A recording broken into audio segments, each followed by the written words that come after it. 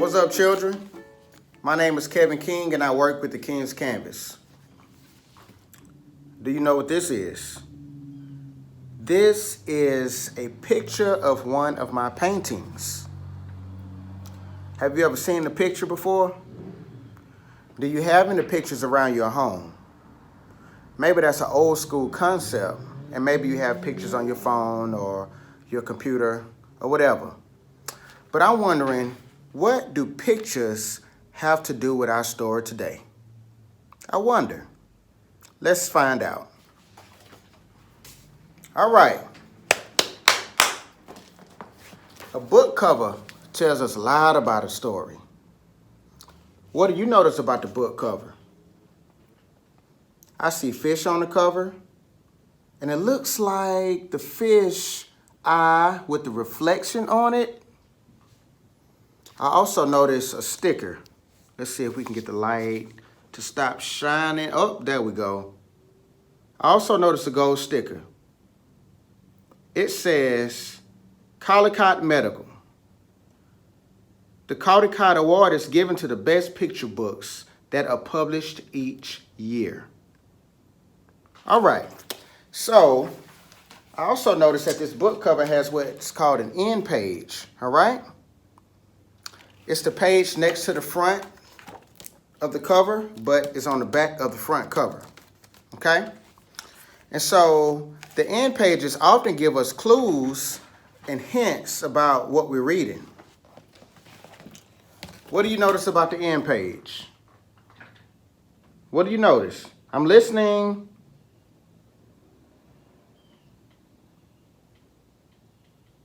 All right, so the end cover says, Flotsam. Flotsam is the name of this book. And the definition is something that floats.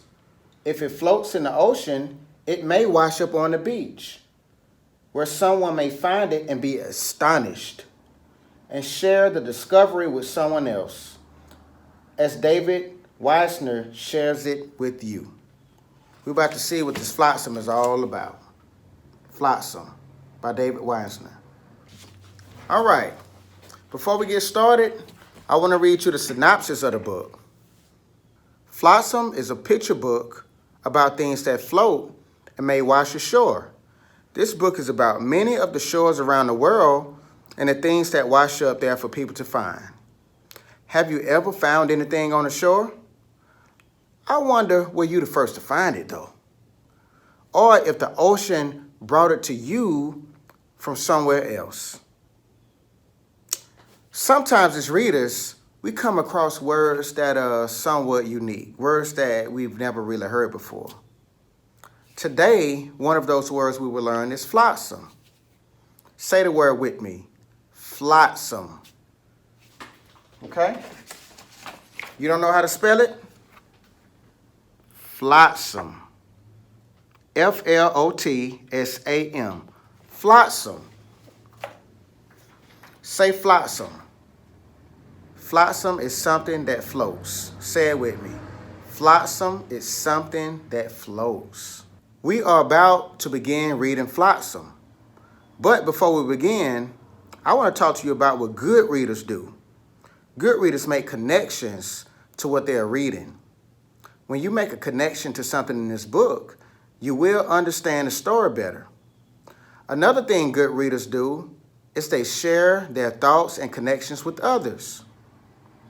When you want to share a thought or connection at home, give a thumbs up and pause the reading to share your connection, okay? Let's begin reading Flotsam, illustrated by David Weisner. Now listen, this is the hard part. There are no words in this book, so you have to use your imagination. There are only pictures. The illustrator has created pictures that would lead us to understand this book in our own way. Now, the way I understand this book, you may understand this book a little differently. So I encourage you to get Flotsam or ask your parents to get Flotsam so you can make up your own cool stories about the things that float and that wash along the shore. We ready? All right, we ready. One day, there was a blue crab on the beach. He looked up and he saw this eye staring at him. Wonder what that's about.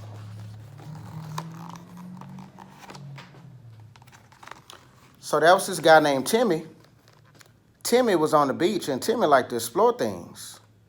Timmy had this cool magnifying glass that allowed him to see the blue crab up close. He also brought his microscope with him, and he has it here in the bag. Timmy didn't want to get it wet.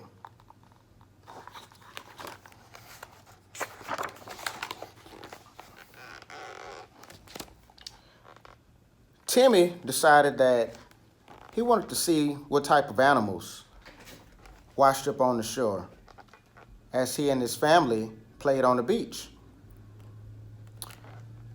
He also noticed another crab, and he noticed that this crab had different colors, a different color than the blue crab that he had originally met. Timmy decided he wanted to get closer to the water to see what else he could find. Then whoosh, he was swept away by a huge wave, and his bucket and his pail and the crab went flying. Whew. After the wave stopped, Timmy was washed along the shore, seaweed wrapped around his ankles, his bucket and pail off to the side. Then he noticed something that he didn't see before. He noticed a box-shaped figure. He didn't know what it was, so he decided to get closer. He looked, he read, he saw a picture of an octopus on the side. He flipped it upside down, he showed his friends, and he realized that he had a camera. What in the world is a camera doing in the water? And it didn't take them long to realize that this was actually a waterproof camera. It was designed to take pictures underneath the water. He opened the camera and discovered that it had a roll of film in it. Timmy was so shocked and surprised that an underwater camera still had film in it. He was just dying to see what pictures were on that camera roll. So he left the beach, he ran to the store, ran inside of the store. There was a young lady on the phone. She wasn't paying too much attention to Timmy, but she knew her job pretty well, so he gave her the roll of film, and he just sat outside and waited and waited and waited and waited. Finally, the film was done. They were fully developed. As Timmy headed back to the beach, he opened up the packet, and he was amazed at what he saw on these pictures.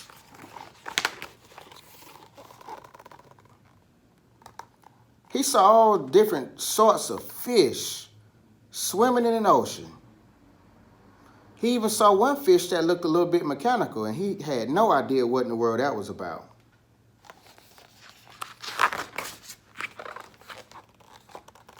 As Timmy looked at these pictures, he noticed that there was furniture at the bottom of the ocean with animals, sea creatures, sit on the furniture just like people. This was pretty weird to Timmy.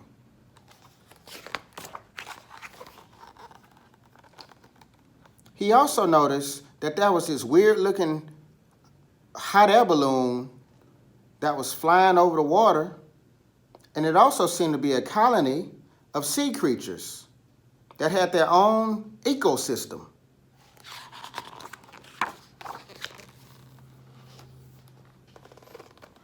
What Timmy also saw was something that he had heard about on the internet and that his parents had grown up hearing, but he actually saw aliens. But these aliens weren't in the sky. These aliens were actually underwater. But these aliens could not breathe underneath the water, so that they have fishbowl hats in order to wear so they could still breathe. He also saw what appeared to be starfish, huge starfish, with grass on its back. It appeared as if smaller creatures lived on this starfish. And Timmy thought, this is scary. But it was also interesting. Then he saw something else that he could actually relate to. He saw children, beautiful children, from all nationalities who decided to take a picture of themselves for everyone to see.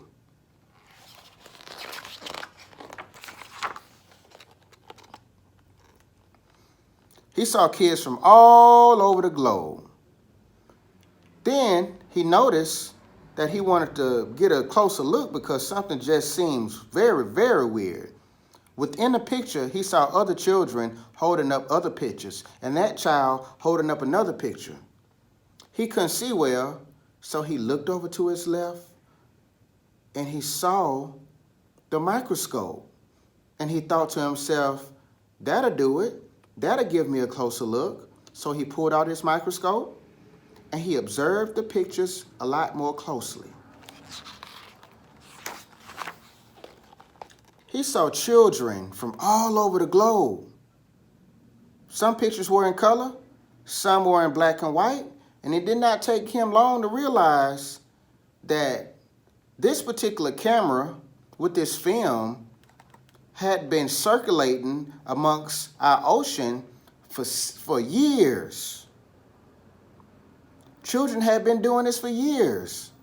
The camera had been washing up to the shore, and these children, who are probably is old enough to be my granddaddy and grandmama right now, when they were children, they found the same thing that I found. And they decided to put the camera back in the ocean so people like me can receive it and do the same thing that they're doing.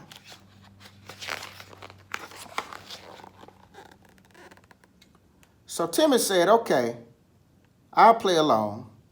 So he didn't have a tripod on him.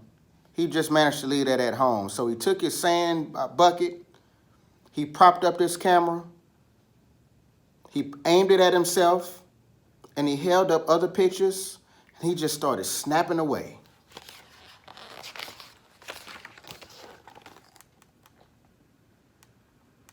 Timmy took pictures of himself just like those other children had been doing for years at a time. And after he took pictures of himself, he left the camera roll inside of the camera, and he flung it back into the ocean for someone else to get.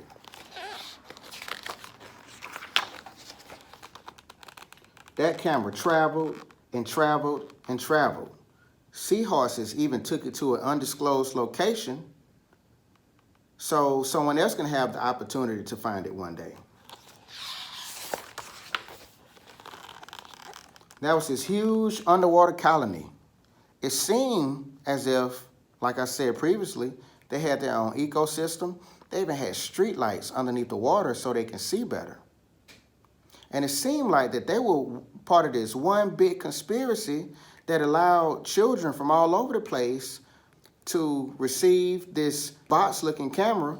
So the camera traveled underneath the water, got picked up by a seagull, and one day, in another area, far, far away from where Timmy had originally thrown it into, the ocean, it washed up on the shore.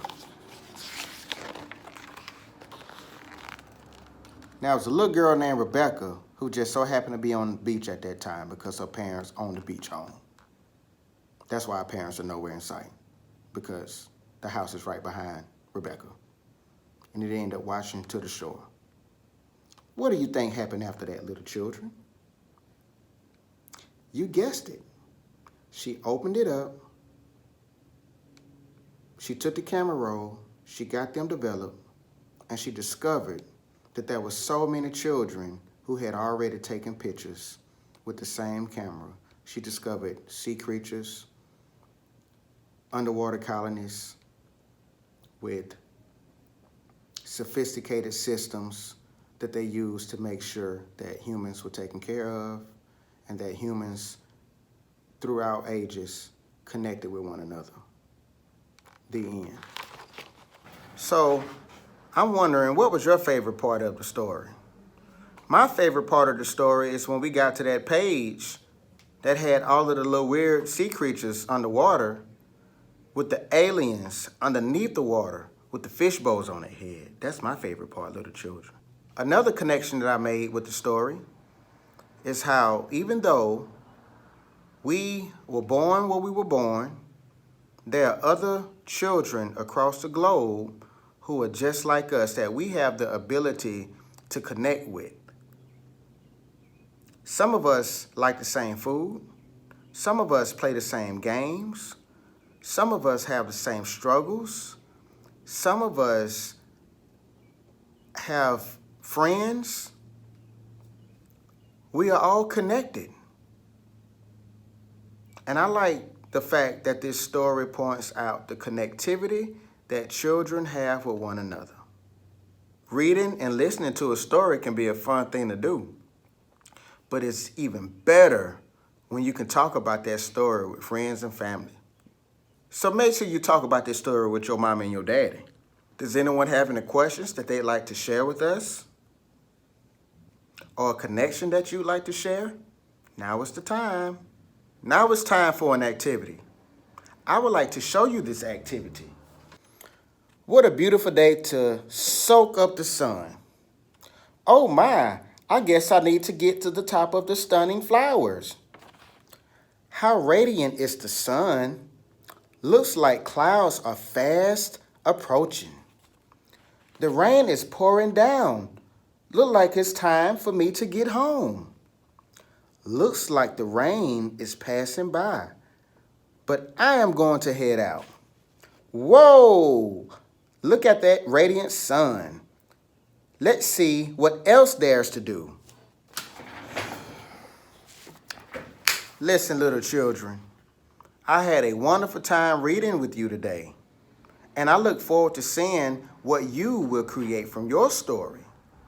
Don't forget to read 30 minutes a day and visit www.mgmreads30.org for more stories and ways to connect with MGM Reads. Thank you. We are so glad you tuned in for today's storybook reading. Don't forget to visit us at mgmreads30.org for follow-up activities for this book and more. Also, please follow us on Facebook and Instagram, and make sure you don't miss our weekly drawings and contests. That's all for now. See you next time.